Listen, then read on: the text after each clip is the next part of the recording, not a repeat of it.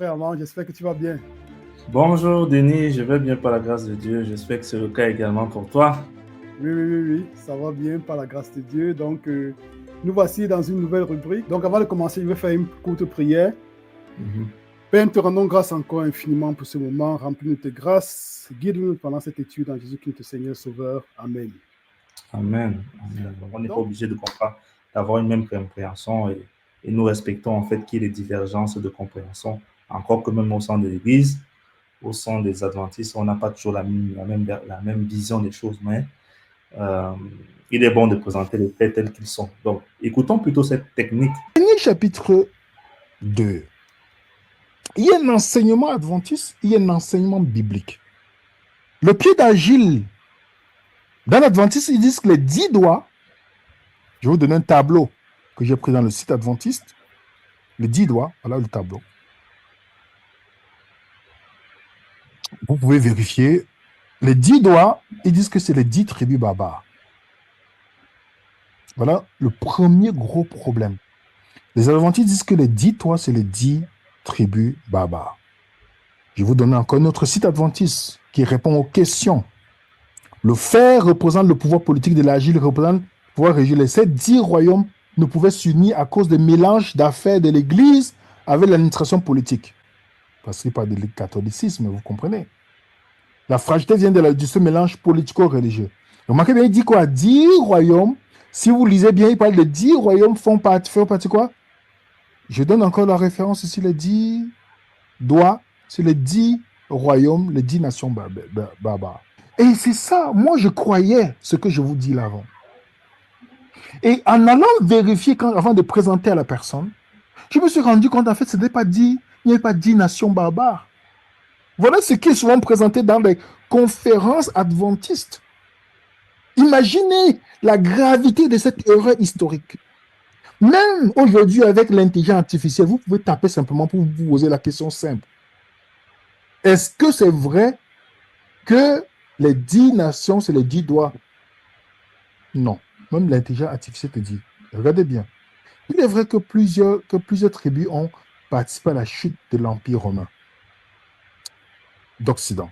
Non seulement 10, on pourrait le croire. L'expression 10 tribus fait référence à une ancienne théorie, notamment celle d'Uriah Smith. Oh! Vous savez pourquoi les Adventistes croient que c'est 10, les 10 auteurs, c'est 10 royaumes? C'est Uriah Smith, les amis. Ce n'est pas parce que c'est dans la Bible. Et qui a été contesté par les historiens. Vous comprenez bien? En réalité, de nombreuses tribus germaniques ainsi que d'autres peuples ont contribué au déclin de l'Empire, notamment par leur migration, invasion et établissement dans les territoires romains. Les amis, allez faire votre vérification. Moi-même, j'ai vérifié. Même pas parce que j'ai dit j'ai vérifié que vous n'allez pas vérifier. Eh bien, nous avons suivi les extraits vidéo, donc merci frère Denis de m'accompagner ce soir pour présenter en fait ce chef-d'œuvre que je trouve en fait qui est très très intéressant. Alors, je vais demander ton attention et nous allons vraiment faire ce que le frère nous dit et je suis d'accord avec beaucoup de choses qui d'aller sont vérifier. dans cette présentation, bien entendu, celle d'aller vérifier tout ce qui nous est dit, tout ce qui nous est présenté, fut-elle par un éminent théologien adventiste ou pas d'ailleurs, mais nous allons d'ailleurs, l'apôtre Paul nous dit, nous dit d'être comme des béréens qui vérifient tout ce qu'on leur dit pour savoir si la source vient de la Bible. Alors, ce que le frère nous demande de vérifier est très, très, très intéressant. Et donc là, on est vraiment dans quelque chose de la psychologie humaine. On est vraiment dans la psychologie humaine et je vais demander ton attention. C'est qu'est-ce qu'on doit vérifier quand on suit cette vidéo? C'est très important.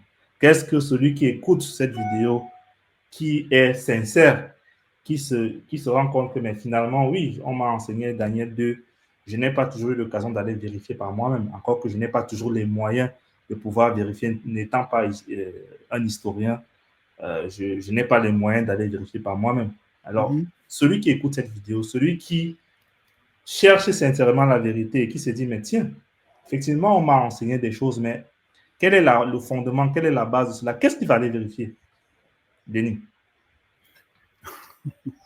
Allons vérifier pour les 10 nations. Vas-y. Alors, la première chose qu'il va faire, c'est effectivement, puisque la source, c'est quoi? Ce sont les documents adventistes qui ont été présentés, en l'occurrence Advent Desk, qui est un des documents, plusieurs documents adventistes. Il va aller effectivement dans les documents adventistes. Première chose. Qu'est-ce que la documentation adventiste enseigne par rapport à Daniel 2? Ça, c'est la première chose. Et plus précisément, il va vérifier ce que les adventistes disent par rapport aux 10 orteils. Donc, il va dérouler Daniel 2. Il va avoir une focalisation sur les 10 orteils, puisque c'est le point de divergence. C'est le point où, selon notre frère qui présente cet enseignement, dit en fait que les adventistes sont totalement écartés de la vérité. On reviendra sur l'accusation, enfin, en tout cas, l'énoncé qui est fait comme quoi ce serait Uriah Smith qui serait l'auteur de cet enseignement. On reviendra là-dessus. On verra que c'est un peu plus compliqué que ça. Alors, et il va vérifier encore quoi? Est-ce qu'il n'y avait que 10 nations barbares, puisqu'il le mentionne clairement, et si j'ai vraiment fait un extrait de la vidéo pour que ce ne soit pas très long. Et dans la vidéo, vous pouvez bien entendre que, déjà même dans ce qui a été présenté, que notre frère dit en fait qu'il n'y avait pas que 10 nations qui ont, n'est-ce pas, conquis la Rome. Donc, voilà un peu ce que l'auditeur de cet enseignement va pouvoir vérifier. Et donc, sans s'en rendre compte, il va tomber dans un piège. Il sera focalisé ailleurs. Tomber dans un piège puisque l'auteur de cette présentation va, en fait, l'a orienté vers une destination qui n'est pas celle qui est enseignée effectivement par l'Église adventiste telle que nous allons le voir tantôt. Nous allons effectivement aller voir dans la littérature adventiste qu'est-ce que l'adventisme enseigne. Et c'est souvent, et c'est le danger, et c'est pour ça que ces émissions s'y sont faites. Ce n'est pas pour attaquer le frère, ce n'est pas du tout ça. Ou le frère, peut-être qu'il est sincère, on en sait, c'est Dieu qui connaît les cœurs. Mais c'est pour mettre en garde nos frères et sœurs contre les techniques qu'il y a ici dehors, volontaires ou pas, mais les techniques fallacieuses qu'il y a ici dehors pour tordre le sens des propos, parfois même des écritures, ou plus généralement des choses dont on ne partage pas, pour en faire un objet d'épouvantail pour pouvoir mieux, n'est-ce pas, discréditer la chose. Donc, il faut vraiment faire attention lorsqu'on écoute parfois l'argumentation de certaines personnes. Et cette technique, elle est très bien connue, elle est très bien documentée dans la littérature, hein, et c'est une technique qui a été utilisée depuis déjà plusieurs centaines d'années. Nous avons cette technique qui revient même au temps de Martin Luther. Et je vais comme ça vous présenter en fait que cette technique n'est pas nouvelle. Écoutez plutôt ce que... Penche sur une des techniques rhétoriques les plus utilisées, les plus redoutables, mais aussi les plus fallacieuses du répertoire, l'homme de paille. Le paralogisme de l'homme de paille, qu'on appelle aussi l'épouvantail, consiste en gros à déformer l'argument de l'adversaire pour mieux le détruire. Alors celui qui a rendu l'homme de paille connu, c'est le philosophe Arthur Schopenhauer, dans son célèbre Art d'avoir toujours raison, qui devrait, soit dit par parenthèse, s'appeler l'art de donner l'apparence d'avoir raison en utilisant les pires sophismes. Le premier des fameux 38 stratagèmes qu'il décrit, c'est l'ancêtre de l'homme de paille, qu'il appelle le stratagème de l'extension. Il s'agit de reprendre la thèse adverse en l'élargissant hors de ses limites naturelles, en lui donnant un sens aussi général et large que possible, et l'exagérer. Alors Schopenhauer en donne une version restreinte, qui est d'élargir et d'exagérer le propos de l'autre. En vrai, l'homme de paille, ça consiste de manière plus générale à déformer le propos de l'adversaire. Donc, comme nous le voyons, c'est une technique qui est très bien utilisée pour dénaturer le propos de quelqu'un pour pouvoir en faire quelque chose qu'on va facilement attaquer. Donc, allons donc voir maintenant, suivons vraiment le conseil et la recommandation que d'ailleurs nous partageons, qui essaie d'aller vérifier nous-mêmes ce qui est enseigné. Et nous allons voir qu'il y a une petite nuance qui fait toute la différence.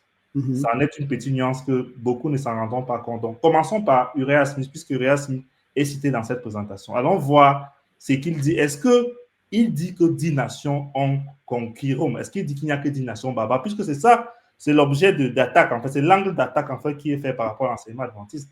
Allons voir, vous allez sur Google, et ça, je vous invite à le faire. Vous allez taper Daniel et Apocalypse, Daniel et Apocalypse, Uriah Smith. Il y a un document PDF que vous allez voir, vous pouvez vérifier, et les pages vous sont données. Si vous ne savez pas lire l'anglais, vous pouvez utiliser les outils d'intelligence artificielle pour traduire. C'est vraiment très facile à vérifier. pour vérifier si est-ce que Uriah Smith, qui est donné comme étant celui qui a introduit cette, entre guillemets, fausse interprétation qui n'est pas biblique dans l'Église adventiste, est-ce qu'il dit ce que l'auteur de la vidéo dit? Est-ce que c'est ce qu'il dit? Est-ce qu'il dit qu'il n'y a que 10 nations barbares qui a conquis Rome? Est-ce que c'est ce qu'il dit? Vous allez remarquer que dans la littérature, et ça, ce n'est pas vrai que pour Uriah Smith, d'ailleurs, pour beaucoup d'auteurs, il est question aussi de la division de Rome. Lisons un peu ce qui est écrit à la page 45. À la page 45, je vous ai souligné ici en gras et je vous ai donné le commentaire qu'il fait de Daniel chapitre 2, verset 41 à 42. Bon, vous voyez le verset en gras à gauche de votre... à gauche en fait de votre présentation. Et pour faire simple, pour faire court, il va dire, je vous ai mis la traduction à droite, l'élément de fragilité symbolisé par l'argile concernait à la fois les pieds et les orteils. Rome, avant sa division en 10 royaumes, perdit cette opiniâtrie. Donc, il est question de quoi? De la division de Rome. En aucun cas, on est question qu'il y a uniquement 10 nations barbares qui a conquis Rome. Ce n'est pas, on ne parle pas de la conquête de Rome. Il n'y a pas de conquête. De la division de Rome. Et c'est très important de faire la différence parce que le frère nous amène sur un terrain qui n'est pas du tout ce qui est présenté dans la littérature. Donc, ça voudrait dire que l'homme de paille ici utilisé serait la conquête. Et battre sur la conquête, répéter conquête, de telle sorte que ça puisse entrer dans l'esprit des auditeurs et faire le travail. C'est même plus subtil que ça. C'est que l'auditeur va effectivement aller vérifier. Qu'est-ce qu'il va vérifier? Il va vérifier que est-ce qu'il y a eu 10, est-ce que les adventistes enseignent que les 10 orteils, c'est 10 nations? Il va effectivement voir que c'est 10 nations. Mais comme il a été orienté par le fait que c'est 10 nations qu'il n'y a que 10 nations barbares, il va aller dans l'histoire, vérifier que est-ce qu'il n'y a que 10 nations barbares et il aura l'impression que l'auteur de cette présentation a raison, puisque effectivement, il y a 10 nations barbares qui sont présentées par les adventistes. Et de deux, quand on va vérifier dans l'histoire, il n'y a pas que 10 nations qui ont conquis. Donc, l'auteur a raison. Et donc, les adventistes ont tort. Donc, ça n'a rien à voir avec ce qui est présenté. C'est vraiment c'est un sophisme à l'homme de paille parce que l'auteur déforme le propos qui est donné, déforme l'enseignement qui est donné, alors pour pouvoir le discréditer et pour pouvoir taper dessus en disant et en répétant, et c'est vraiment l'objet de toute la vidéo, en répétant et en martelant que bon, voilà, les adventistes, si on vérifie dans l'histoire, ce n'est pas 10 nations, c'est plus de 40 nations. Et vous voyez voilà, les références historiques. Effectivement, présenté comme ça, effectivement, on aura l'impression qu'il a raison encore. Et ce n'est qu'une impression parce que justement, il a orienté les auditeurs vers une piste qui lui donne raison. Et voilà, tel qu'il présente les choses, il a raison. Mais ce n'est pas du tout le propos qui est présenté par les adventistes. C'est pour ça qu'il faut faire très attention lorsqu'on écoute les présentations. Et donc, je vais aller très vite. Hein. Vous voyez, il revient de long en large sur cette partie-là. À chaque fois, on parle de division. Vous voyez, j'ai mis en vert, divided, c'est division. À chaque fois, on parle de division. Vous pouvez chercher, vous ne verrez pas qu'on dit qu'il n'y a que 10 nations barbares qui ont conquis Rome. Ce n'est pas dit du tout. Vous voyez, je prends d'autres auteurs. Donc, même dans les notes, vous pouvez prendre les notes, les notes en fait de Uriah Smith dans ce même document, puisque c'est cité dans la vidéo. Vous verrez que en aucun cas, il est question aussi de 10 nations barbares uniquement qui ont conquis Rome. Ce n'est pas du tout de ça qu'il est question. Je vais prendre encore d'autres auteurs pour aller vite. On pourrait peut-être revenir dessus si jamais on a l'occasion ou si le besoin se fait sentir. Je prends un autre auteur aussi qui parle également de ça. Vous voyez, il y a un livre, Daniel, de l'auteur qui s'appelle Norman Manguti. Vous pouvez le trouver sur Amazon. Effectivement, c'est la même chose. Les 10 cornes sont 10 royaumes issus de l'Empire romain. Il n'est pas question à chaque fois ici qu'il n'y a que 10 nations barbares qui ont conquis Rome. Ce n'est pas du tout ça qu'il est question. On ne parle même pas d'ailleurs de la conquête de Rome. Quand on parle de la conquête de Rome, pour la littérature, pour ma part de ce que j'ai lu, c'est qu'on dit que c'est les nations qui ont participé à la conquête de Rome. Les 10 nations, certains membres disent que ce sont les 10 nations les plus en vue qui ont participé à la conquête de Rome. Et voilà, c'est de ça qu'il s'agit. Et donc, si on revient même dans le site, puisque le site Adventdesk est... pardonne-moi si je vais un peu trop vite. Vas-y. Donc, si on revient dans ce site, qui est donné comme exemple. Est-ce qu'il est question ici de 10 nations barbares qui ont conquis Rome? Lisons ici, juste si on regarde juste avant la liste des 10 nations, qu'est-ce qui vient avant là? Est-ce que tu peux lire? Division de l'Empire romain en 10 parties. Division de l'Empire romain en 10 parties. Est-ce qu'on a dit que ce n'est que 10 nations barbares qui ont conquis Rome? Non. Ce n'est pas de ça qu'il est question.